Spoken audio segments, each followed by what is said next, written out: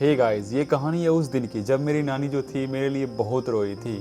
और उस दिन मुझे भी रोना आ रहा था, लेकिन हुआ क्या था एक्चुअली मैं आज आपको बताने वाला हूँ।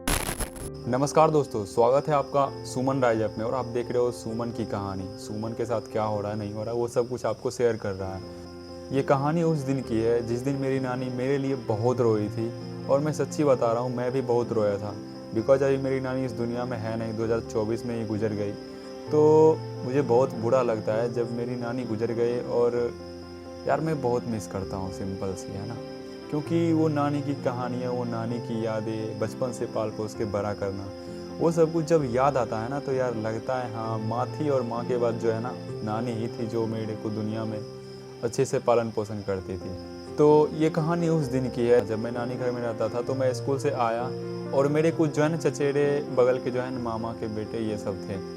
तो मैं आया, साइकिल लगाया, अपना ड्रेस चेंज किया, हाथ मुँह धोया, खाया, ठीक है।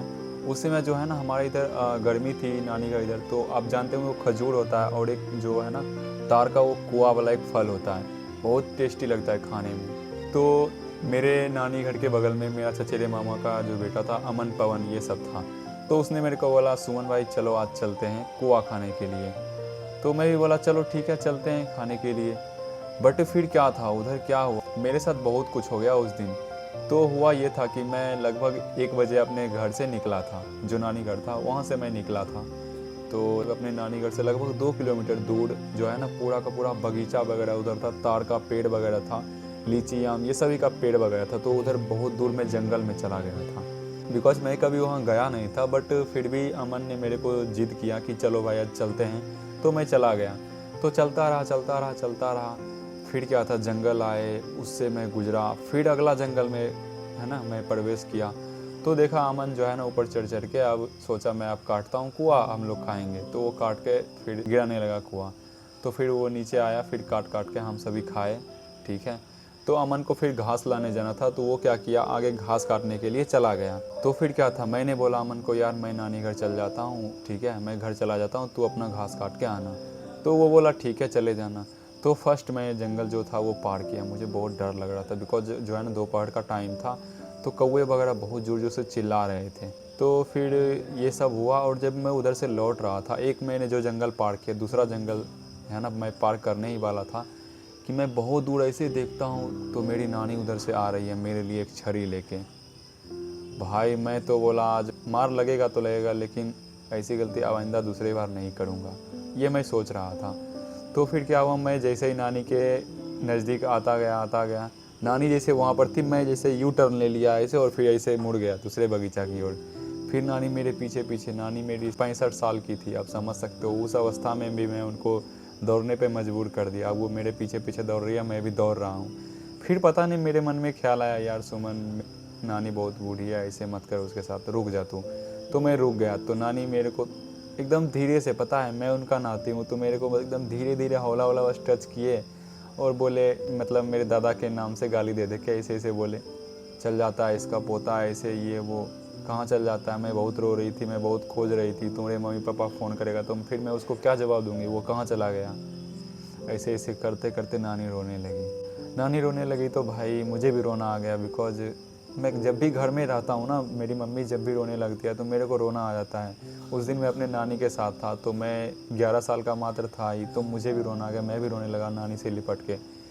तो यार बहुत बुरा लगा उस दिन कि यार मैं नानी के साथ क्या क्या कर दिया। नानी पता नहीं मेरे बहुत आशा देख रही थी कि अब मेरा नाती आएगा, अब मेरा नाती आएगा, लेकिन 2-3 घंटे हो गए। तो बहुत बुरा लगा नानी को ऐसे तरपाया। तो गाइस जो नानी होती है ना, वो आपको भी पता है बहुत दिल की जो होती है ना एकदम, क्या मतलब नाती के लिए कुछ भी कुर्बान कर सकती है, ऐसी होती है नानी। तो मेरी भी नानी वैसी थी, बचपन से ही जो है ना पाल पोस के बड़ा की मेरे को, ठीक है। तो ये सब मेरे को उस दिन नहीं करना चाहिए था। बिकॉज अब मैं क्या करता, मैं बच्चा था, 11 साल का ही था, तो मैं चला गया था खाने के लिए। तो बाकी मैं ये बता रहा हूँ कि यार मेरी जो नानी थी ना, मतलब सच्ची बता रहा हूँ, दिल से बता रहा हूँ, मेरी जो नानी थी ना वो दुनिया की सबसे बेस्ट नानी थी। ऐसी नानी भगवान सबको दे। मैं बताता हूँ अपनी नानी की कहानी। वो जब भी मैं बीमार पड़ता हूँ तो सबसे पहले कोई दौड़ती थी तो मेरी नानी गोदी लेके दौड़ती थी मेरे को, सही है। और मेरी मम्मी बोली जब से तेरा जन्म हुआ तब से नानी बीमार रहने लगी। और पता है मेरे को जब भी आशीर्वाद नानी दी ना, तो मेरे को एक ही चीज़ बोली, तुम्हारा जो भी रोग बलाई जो होता है ना, ये सब मेरे को तू दे दे, भगवान तुम्हें बस सही रखे। हरदम ऐसे ही आशीर्वाद मेरे को देती थी नानी। तो यार वो दिल से उस दिन बुरा लगा था कि यार नानी मेरे लिए इतना सब कुछ की और इतना सब कुछ कर भी रही है, फिर भी मैंने ऐसे ऐसे किया। बहुत दिल से बुरा लगा यार। तो फिर नानी तो नानी ही होती है ना। जब मैं अपने नानी घर आया नानी के साथ साथ, तो फिर नाना भी डांटने लगे, कहाँ चला गया था।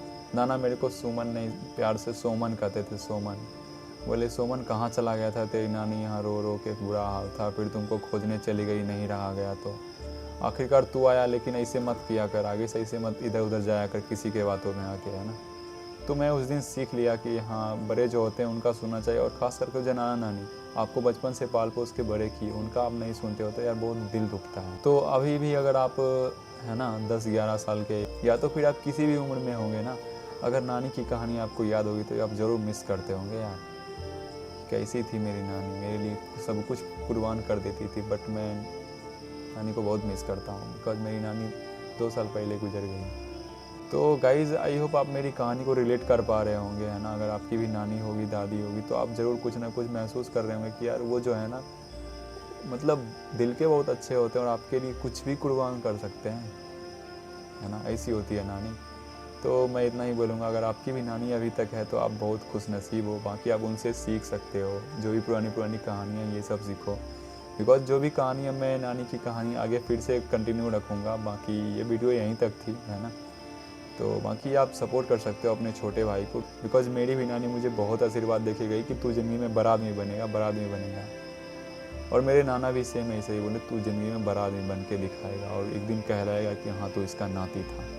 तो मुझे उस दिन का कसम है कि यार मैं मेहनत कर रहा हूँ, रिजल्ट भले नहीं आए, 1 व्यू आए 2 व्यू आए, लेकिन कोई दिक्कत नहीं, मैं कभी डिमोटिवेट नहीं होता। अब मैं कभी भी डिमोटिवेट नहीं होता अपने काम को लेके। मैं डेली कुछ ना कुछ डालता ही रहता हूँ, डेली कुछ ना कुछ डालता ही रहता हूँ।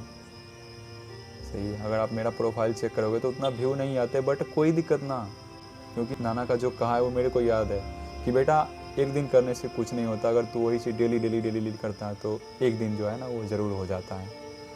तो आप ये वीडियो अपनी नानी के लिए जो है ना, अपनी माँ को या फिर अपने फैमिली को दिखा सकते हो कि एक नानी का जो दुख दर्द होता है, जो नाती के प्रति, वो कैसा होता है, उसमें प्यार दिखता है।